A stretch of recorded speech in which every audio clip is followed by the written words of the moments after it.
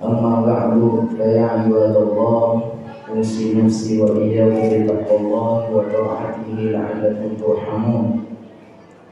يقول الله تعالى في كتابه الكريم وهو أصدق القائلين: يا أيها الذين آمنوا اتقوا الله وقولوا قولا سديدا يصلح لكم أعمالكم ويغفر لكم ذنوبكم ومن يطع الله ورسوله فقد فاز فوزا عظيما.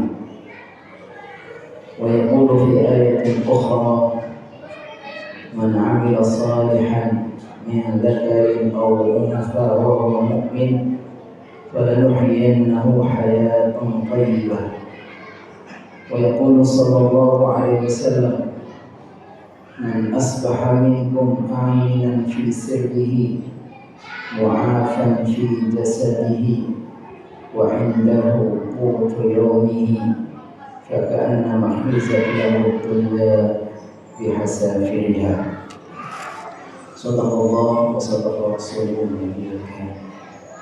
Kaum muslimin jamaah salat Jumat yang dimuliakan Allah, mari sama-sama kita memanjatkan pujian dan syukur kehadiratnya yang kemarin limpah rahmat, taufik dan hidayahnya. Kembali pada siang yang penuh berkah ini kita semua Allah mudahkan untuk bertakarub kepadanya melalui ibadah Jumat. Mari kita berdoa kepada Allah SWT kiranya niat kita, langkah kita, hadir kita di dalam takarub ini Allah SWT berkenan menerimanya, membalasnya dengan pahala yang berlipat ganda, menjadi wasilah kita semua mendapatkan ampunan dan rahmat, dan Allah catat di dalam lembaran-lembaran amal kita. Kaum muslimin yang dimuliakan Allah, Allah ciptakan manusia dalam hidup ini dengan penuh derita. Kata Allah Subhanahu wa taala, "Laqad khalaqnal insana fi kabad." Sungguh saya ciptakan manusia itu penuh dengan susah payah. Dan manusia itu cenderung untuk gampang ngeluh, menghadapi kesulitan. Innal insana khuliqa haluma idza massahu syarru jazua. Manusia itu diciptakan penuh keluh kesah, khususnya kalau dia mendapatkan kesulitan, dia tidak sabar. Dan memang hidup ini Allah ciptakan bukan untuk senang-senang, tapi hidup ini Allah ciptakan sebagai ujian. Alladzi khalaqal mauta wal hayata liyabluwakum ayyukum ahsanu amala. Allah ciptakan mati dan hidup itu sebagai ujian agar ketahuan siapa di antara kita, di antara manusia itu yang baik amalnya. Kalau kita perhatikan kondisi real kita sekarang ini, ditambah bagaimana kesulitan menghadapi hidup, yang kata orang perekonomian susah, banyak pengangguran, yang sudah kerja pun di PHK, yang punya tabungan pun dibekukan. Seolah-olah kita ini kayaknya nggak ada peluang untuk bahagia. Tapi apakah seperti itu? Ternyata konsep kebahagiaan dalam Islam itu tidak berbanding lurus dengan kemewahan, dengan gemerlapnya materi, tingginya jabatan, mewahnya fasilitas, ketenaran, bukan. Konsep kebahagiaan dalam Islam itu didapatkan dengan keimanan, ketakwaan, dan amal soleh. Siapapun dia, orang miskin atau orang kaya, rakyat atau pejabat, laki atau perempuan atau laki-laki, pria atau wanita, selagi dia beriman, bertakwa, dan beramal soleh, dia berpeluang untuk menjadi orang yang bahagia dan sukses.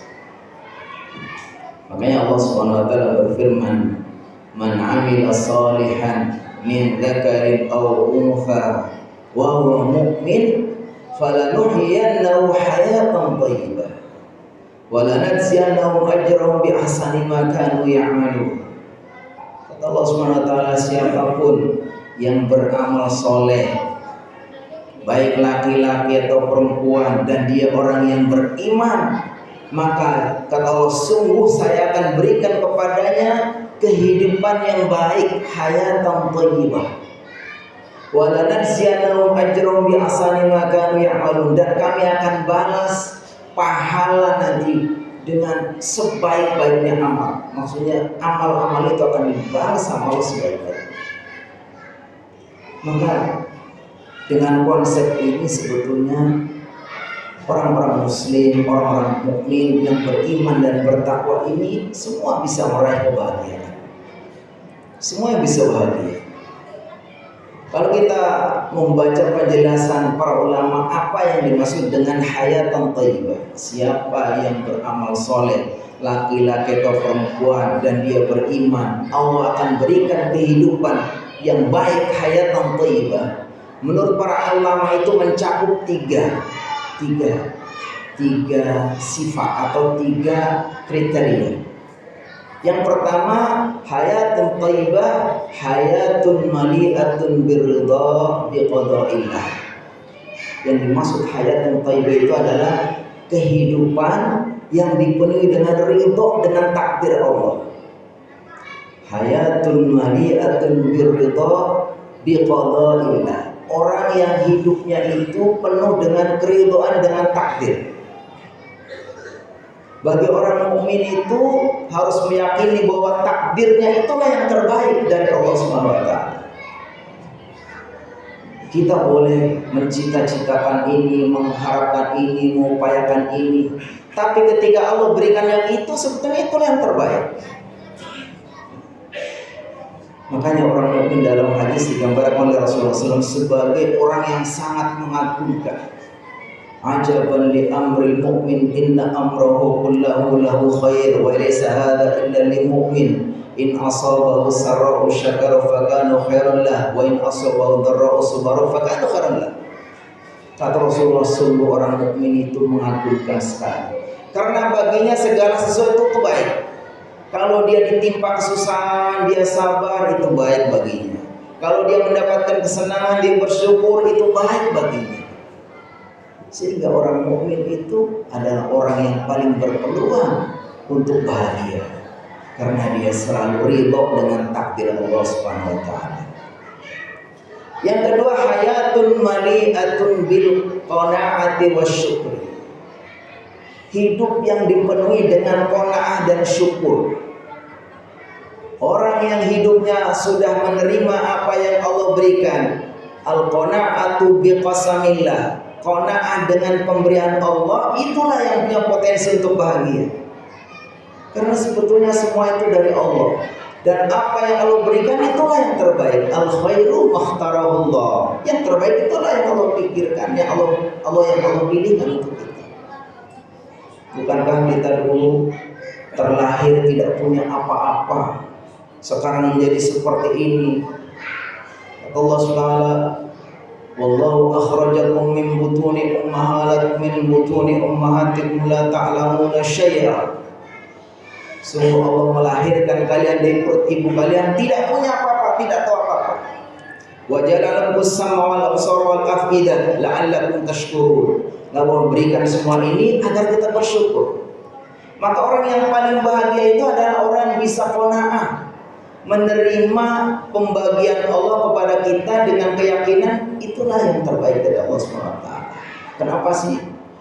Pokoknya seseorang, kenapa sih saya tidak jadi orang kaya? Belum tentu kalau kaya itu jadi hebat. Kenapa sih saya udah berkali-kali mencoba ingin jadi ini, ingin jadi itu, kok nggak jadi-jadi? Itu memang Allah tahu yang terbaik untuknya itu. Dan yang ketiga, hayatun muwaffaqatun bit taufiq. Kata para ulama, yang ketiga adalah hidup yang diberikan hidayah taufik oleh Allah SWT. Diberikan hidayah taufik untuk melakukan hal-hal yang baik. Jadi para ulama membagi hidayah itu ada dua, ada hidayatul ilmi, ada hidayatul taufik. Hidayatul ilmi adalah petunjuk yang bisa membuat kita jadi tahu. Itu bisa kita dapatkan dari guru-guru kita, dari orang tua kita, dari informasi yang sampai kepada kita. Oh, ini baik, ini buruk, ini benar, ini salah, ini harusnya kita tinggalkan, ini harus kita lakukan. Itu namanya hidayah ilmu. Hidayah ilmu itu bisa kita dapatkan. Tetapi ketika kita tidak diberikan pertolongan hidayah untuk melakukan yang baik, meninggalkan yang buruk, itu belum cukup. Makanya orang yang bisa bahagia itu adalah orang yang diberikan hidayah taufik. Hidayah taufik itu adalah hidayah di mana dengan hidayah itu kita bisa tahu yang baik lalu kita melakukannya, tahu yang buruk lalu kita tinggalkannya. Jadi 3 kriteria inilah yang membuat kita seharusnya setiap orang mukmin itu orang yang paling bahagia. Dan bagi kita orang-orang mukmin, ketika kita jadikan akhirat itu sebagai target yang lebih besar, target yang lebih jauh, target yang lebih kekal, maka dunia itu otomatis terlewati. Jadi orang kalau targetnya bahagia di akhirat, pasti bahagia di dunia. Karena akhirat ini kecil, kata Allah SWT, wal akhiratu khairu wa abqa. Karena dunia itu kecil dan akhirat itu yang lebih kekal. Walal akhiratu khairul laka minal ula. Sungguh akhirat itu lebih baik bagimu daripada dunia. Sehingga kalau orang target hidupnya adalah untuk akhirat, bahagia akhirat, sukses akhirat, maka otomatis di dunia itu juga akan bahagia dan sukses. Apalagi kalau kita membaca nasihat Imam Abi Dunya tentang dunia ini, kata beliau, ad-dunya salastu ayyam. Dunia itu hanya 3 hari. Yaitu kemarin yang sudah berlalu tidak akan diulang lagi. Kemudian besok yang kita tidak pernah tahu apakah umur kita sampai besok. Kemudian hari ini. Jadi begitu sederhananya hidup dunia. Dan kata Rasulullah SAW, orang mukmin itulah yang paling bisa berpeluang bahagia. Karena orang mukmin itu dikatakan dalam hadis riwayat Abdullah bin Mihsan, kata beliau, man asbaha minkum aminan fi sirrihi, siapapun di antara kalian yang bangun tidur pagi-pagi pikirannya tenang, mu'afan fi jasadi, badannya sehat, wa indahu qutu yaumi, pada hari itu sudah punya persediaan untuk keperluan hari itu, maka kata beliau, faka'anna mahizat lahu dunya bihazab, maka dia seolah-olah sudah mendapatkan dunia dari sisi. Dan orang-orang mukmin itu yang sangat mudah untuk mendapatkan 3 hal ini. Pertama, di pagi hari pikirannya tenang. Kalau kita orang mukmin yang baik, yang soleh, di pagi hari kita bangun, alhamdulillahilladzi ahyana ba'da matana wa ilaihi nusyur, lalu kita langsung mendekatkan diri kepada Allah dengan sholat subuh, dan itu akan mendapatkan ketenangan. Badan kita sehat, insya Allah. Allah SWT, kulu washrabu wa la tusrifu, silakan kalian makan minum, jangan berlebihan. Belum lagi kalau kita aktif, kalau rumah kita agak jauh, kita ke masjid, setiap hari berjalan ke masjid. Di samping langkah-langkah kita akan menjadi penghapus dosa, juga akan mengangkat derajat kita, juga akan menjadi sehat. Makanya ada sekelompok sahabat dulu pernah mengusulkan kepada baginda, ya Rasulullah SAW, bolehkah kami pindah ke tempatnya ke dekat masjid? Kata baginda, sudah, tidak usah. Karena langkah-langkahmu itu akan menjadi penghapus dosa dan mengangkat derajat. Dan sekaligus kita sehat dengan kita berjalan, ini sekian kalori kita terbakar sehingga kita akan sehat. Dan hari itu kita walaupun sengsara pun kayak apa, pasti untuk persiapan hari ini. Kata Rasulullah SAW, pada hari itu sudah punya persediaan, maka berarti dia sudah punya potensi untuk menjadi orang-orang yang berbahagia. Barakallahu li wa lakum fil Qur'anil azim wa nafa'ani wa iyyakum bima fihi minal ayati wal dzikril hakim. وتقبل منا ومنكم تلاوة إنه هو السميع العليم.